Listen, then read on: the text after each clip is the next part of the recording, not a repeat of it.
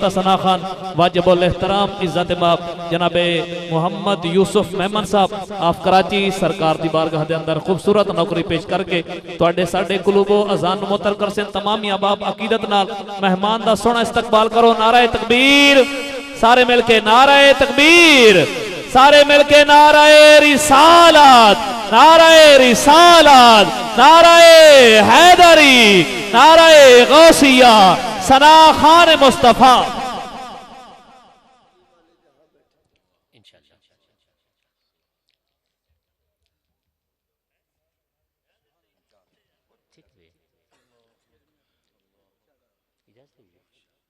اعوذ باللہ السمیع العلیم من الشیطان الرجیم بسم اللہ الرحمن الرحیم۔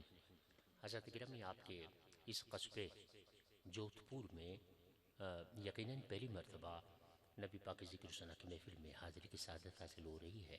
میں انتہائی ممنون ہوں بھائی محمد رمضان قادری حسینی کا کہ انہوں نے اس بابرکت محفل میں مجھے بھی شرکت کی سعادت سے نوازا ہے۔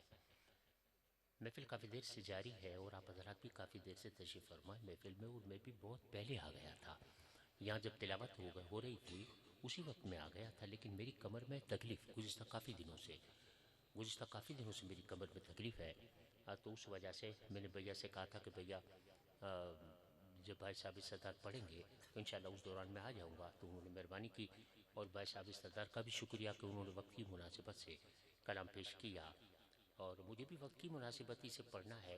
تو اب سید زادے بیٹھے ہوئے ہیں، آپ دعا فرمائیں کہ جس طرح میری صحت نے ساتھ دیا میں انشاءاللہ کلام پیش کرنے کی کوشش کروں گا۔ آپ تمام حضرات حصول برکت کے لیے اللہ کے محبوب کی بارگاہ میں ایک مرتبہ درود پاک پڑھیں۔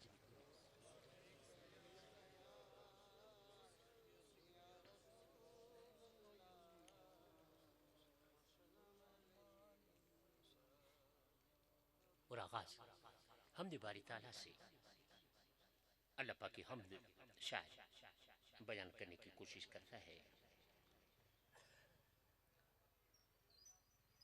کہ سبھی کے دل میں سبھی کی نظر میں رہتا ہے،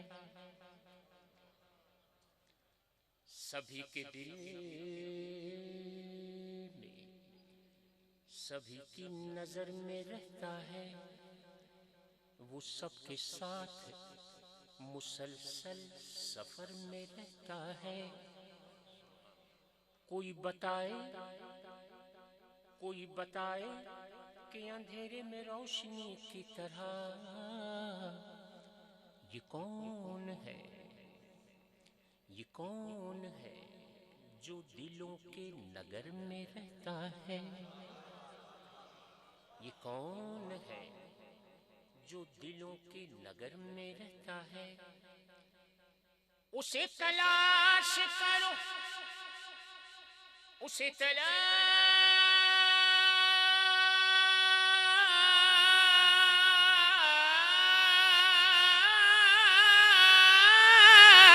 کرو، اسے تلاش کرو روشنی کے متوالو، وہ لامکاں ہے مگر سب کے گھر میں رہتا ہے، وہ لامکاں ہے، وہ لامکاں ہے، وہ لامکاں ہے مگر سب کے گھر میں رہتا ہے۔ حمد باری تعالیٰ مختلف تراکیب اور اسلوب ہوتے ہیں لکھنے والوں کے۔ ایک شاعر اللہ پاک کی حمد شاعری اس طرح بیان کرنے کی کوشش کرتا ہے، کہا کہ کسی کی آنکھ میں آنسو اتار دیتا ہے، کسی کی آنکھ میں آنسو اتار دیتا ہے، اور کسی کے دل کو وہ صبر و قرار دیتا ہے۔ کبھی امیر کو ٹھوکر پہ مارتا ہے وہ، کبھی امیر کو ٹھوکر پہ مارتا ہے وہ، اور کبھی غریب کی قسمت سنوار دیتا ہے، کبھی غریب کی قسمت سنوار دیتا ہے۔ خیال رکھتا ہے سب کی ضرورتوں کا وہ، کسی کو نقد کسی کو ادھار دیتا ہے۔ حمد باری تعالیٰ، حمد باری تعالیٰ ایک حمد کے چند اشعار ہیں، حمد باری تعالیٰ، اور ترکیب ہے ذرا دقیق ترکیب میں لکھی ہے شان حمد۔ میرا جی چاہتا ہے، کسی نے فرمائش تو نہیں کہ میں اپنے تئیں پڑھ رہا ہوں شاید اللہ پاک کے، ہم چونکہ حمد بہت کم پڑھی جاتی ہے تو میں کوشش کرتا ہوں۔ حمد باری تعالیٰ کہتا ہے شاید کہ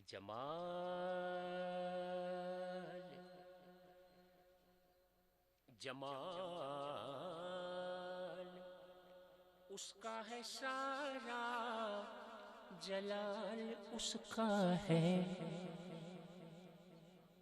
جمال اس کا ہے سارا، جلال اس کا ہے۔ نمود و غیب و عروج و زوال اس کا ہے۔ سلا کے ہم کو جگانا کمال اس کا ہے۔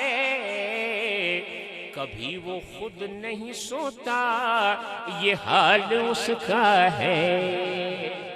کبھی وہ خود نہیں سوتا، یہ حال اس کا ہے۔ نہ وہ ملا ہے نہ وہ ملا ہے، نہ دیکھی ہے اس کی ایک جھلک۔ نہ وہ ملا ہے نہ وہ ملا ہے، نہ دیکھی ہے جس کی ایک جھلک۔ عجیب بات ہے دل میں خیال اس کا ہے۔ عجیب بات ہے دل میں خیال اس کا ہے۔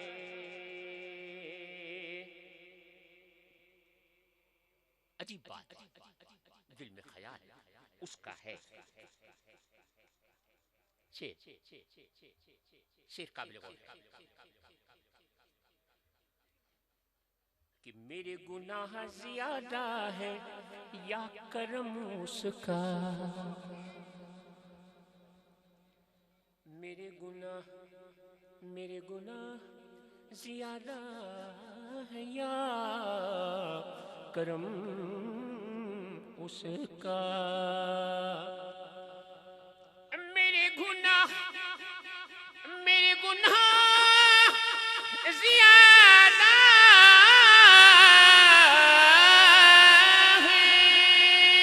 ہے یا کرم اس کا۔ سوال میرا نہیں ہے، سوال اس کا ہے۔ سوال میرا نہیں ہے، سوال اس کا ہے۔ اور پانچواں شعر خوش نصیب شعراء، پانچواں شعر حضور کے حال کی نظر کرتے ہیں۔ کوئی نہ کوئی حوالہ یا زاویہ ایسا ہوتا ہے کہ سرکار کے گھر گھرانے کا ذکر ہو جاتا ہے۔ یہاں پانچواں شعر شاعر نے یوں لکھا کہ ولائے پنجتنی سے جو مالا مال ہے دل۔ ولائے پنجتنی سے جو مالا مال ہے دل۔ عطائے خاص ہے اس کی، کمال اس کا ہے۔